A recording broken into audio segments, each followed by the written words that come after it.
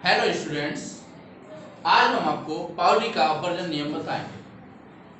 Pauli का अपवर्जन नियम क्या होता है? पाउली का जो अपवर्जन नियम है, इसमें ये कहा गया कि किसी भी परमाणु के किन्हीं दो इलेक्ट्रॉनों के लिए चारों क्वांटम संख्याओं के मान समान नहीं हो सकते। यानी एक ही परमाणु में हम कोई से दो इलेक्ट्रॉन ले लें, उन दो इलेक्ट्रॉनों के लिए चारों क्वांटम संख्याओं के मान समान नहीं हो सकते। इसे पाउली का अपवर्जन नियम कहते हैं। बात सिर्फ एक परमाणु की करी जा रही है, ये नहीं है कि अलग अलग परमाणु के इलेक्ट्रॉन दिखाओ। एक ही परमाणु के किन्हीं दो इलेक्ट्रॉनों के लिए चारों क्वांटम संख्याओं के मान समान नहीं हो सकते। और दूसरे शब्दों में अगर हम इस बात को ऐसे कहें कि किसी भी परमाणु में जितने भी इलेक्ट्रॉन होते हैं, उन सभी इलेक्ट्रॉनों के जो क्वांटम संख्याएं होती हैं वो अलग अलग होती हैं। यानी वो चारों क्वांटम संख्याएं समान नहीं हो सकती हैं। यदि किसी भी तरह से तीन क्वांटम संख्याओं के मान मिल जाएंगे, जो चौथी क्वांटम संख्या डिफरेंट होगी। दो क्वांटम संख्याओं के मिल जाएंगे तो दो क्वांटम संख्याएं डिफरेंट होंगी, तो अलग अलग मान होते हैं। यानी प्रत्येक इलेक्ट्रॉन के लिए अलग अलग क्वांटम संख्याएं होती हैं। और इन क्वांटम संख्याओं में दो इलेक्ट्रॉन ले लें या तीन इलेक्ट्रॉन, चार इलेक्ट्रॉन या सभी इलेक्ट्रॉन ले लें, उन इलेक्ट्रॉनों में कोई से ऐसे दो इलेक्ट्रॉन नहीं मिलेंगे जिसकी चारों क्वांटम संख्याओं के मान समान हो जाए। जैसे सोडियम परमाणु के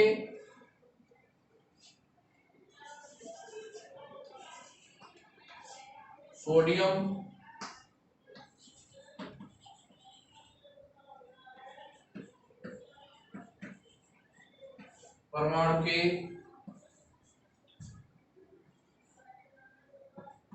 9th इलेक्ट्रॉन व 10th इलेक्ट्रॉन के लिए क्वांटम संख्याएं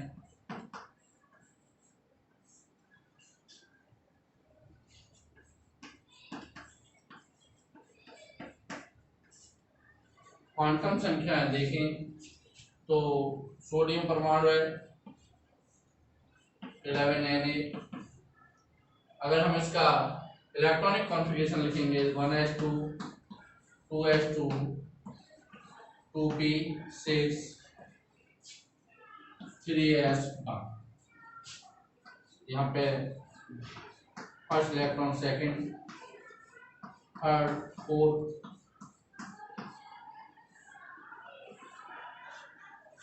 फिफ्थ, सिक्स, 7, 8, 9, 10,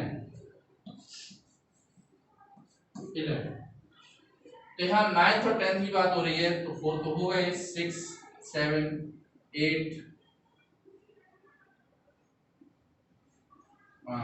5, 6, 7, 8 और ये 9 का इलेक्ट्रॉन होगा, ये 10 का।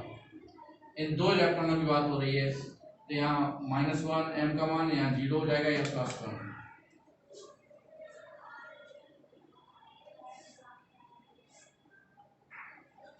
N L M S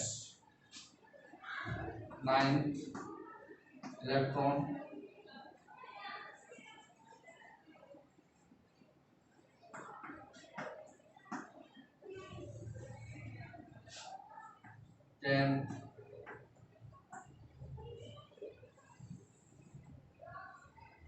electron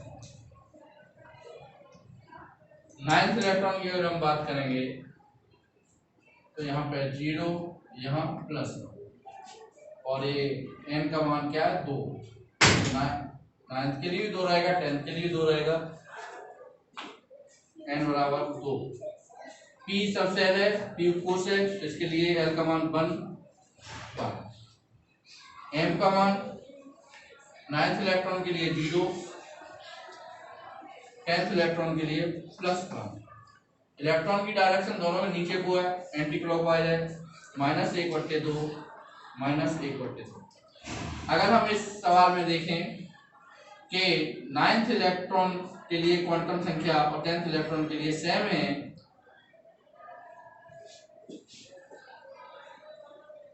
द्विआंशी quantum संख्या का मान भी सेम है, लेकिन m तो चूंकि क्वांटम संख्या उसका यहाँ 0 है, यहाँ +1 है, तो m का मान डिफरेंट है, लेकिन s का मान समान। तीन क्वांटम संख्याओं के मान समान हो गए, चौथी क्वांटम संख्या का मान भिन्न है, तो यह सिद्ध करता है पाउली के अपवर्जन नियम को। पाउली के अपवर्जन नियम में यही कहा गया कि किसी भी परमाणु के किन्हीं दो इलेक्ट्रॉनों के लिए चारों क्वांटम संख्याओं के मान समान नहीं आ सकते हैं। आपका नेक्स्ट सिद्धांत है हाइजेनबर्ग का अनिश्चितता का सिद्धांत। हाइजेनबर्ग के अनिश्चितता के सिद्धांत में यह कहा गया कि किसी क्षण किसी गतिशील सूक्ष्म कण की एक ही समय पर सही स्थिति और संवेग का निर्धारण नहीं किया जा सकता।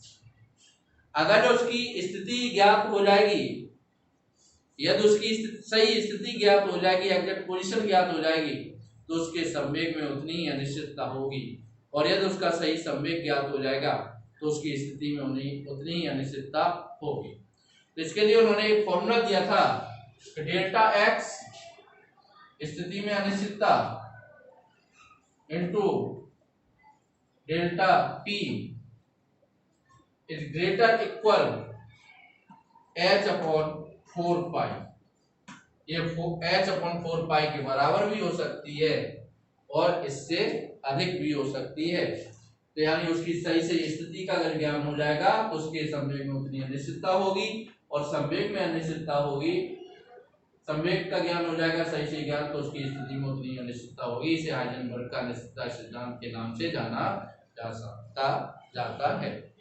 किसी गतिशील सूक्ष्म कण क्या एक ही क्षण पर सही और कोई सूक्ष्म कण की बात जो की जाती है, इलेक्ट्रॉन है, प्रोटॉन है, तो इनकी बात की जाती है, तो किसी गतिशील सूक्ष्म कण इलेक्ट्रॉन या प्रोटॉन की एक ही समय पर सही स्थिति और संवेग का एक साथ निर्धारण नहीं किया जा सकता है। इसे हाइजेनबर्ग का अनिश्चितता का सिद्धांत कहते हैं। आपका नेक्स्ट नियम है n+l का नियम। n+l का नियम जो है परमाणु के उपकोषों के लिए उनका ऊर्जा का बढ़ता हुआ क्रम बताने के लिए दिया गया था। इसमें यह कहा गया था किसी उपकोष के लिए n+l का मान जितना कम होगा उसकी ऊर्जा उतनी ही कम होगी। यदि n+l का मान बराबर आता है किन्हीं दो उपकोषों के लिए या अधिक के लिए, तो फिर उस उपकोष की ऊर्जा कम मानी जाएगी जिसके लिए n का मान कम हो। जैसे हमको 3s 4d 5p 2s को ऊर्जा के बढ़ते हुए क्रम में लिखना है, तो इसके लिए हम n+l से निकालेंगे। 3s के लिए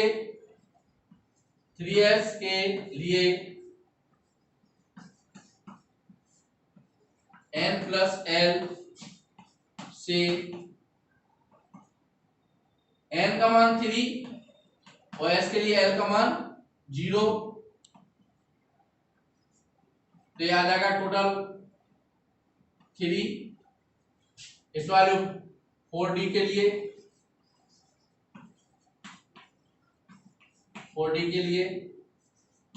n+l से n का मान 4 और d के लिए l का मान होता है, s के लिए 0, p के लिए 1, d के लिए 2, तो यहाँ 2 हो गया 6। 5p के लिए n+l से 5 + 1 6। 2s के लिए n+l से n का मान 2 प्लस एस का 0 2। यहां अगर हम बात करें सबसे कम ऊर्जा जो होगी n प्लस एल का मान 2s के लिए आया है, यानी सबसे कम ऊर्जा 2s की होगी। तो 2s, इससे अधिक ऊर्जा 3s, 3s, इससे अधिक ऊर्जा 4d और 5p, इन दोनों के लिए n प्लस एल का मान समान आया है 6। लेकिन जब ऐसी कंडीशन आ जाए n प्लस एल का मान समान हो, ऐसी कंडीशन में उस उपकोष की ऊर्जा कम मानी जाएगी जिसके लिए n का मान कम होगा। यदि n प्लस एल के मान समान आते हैं तो ऐसी कंडीशन में उस उपकोष की ऊर्जा कम मानी जाएगी जिसके लिए n का मान कम होगा। तो अब हम यहाँ पे n का मान देखेंगे, तो n का मान इसका 4 है, यहाँ 5 है, तो इस ये वाला कम है, तो ये 4d, ये 5p। इस प्रकार से ये आपका सवाल सॉल्व हो जाता है।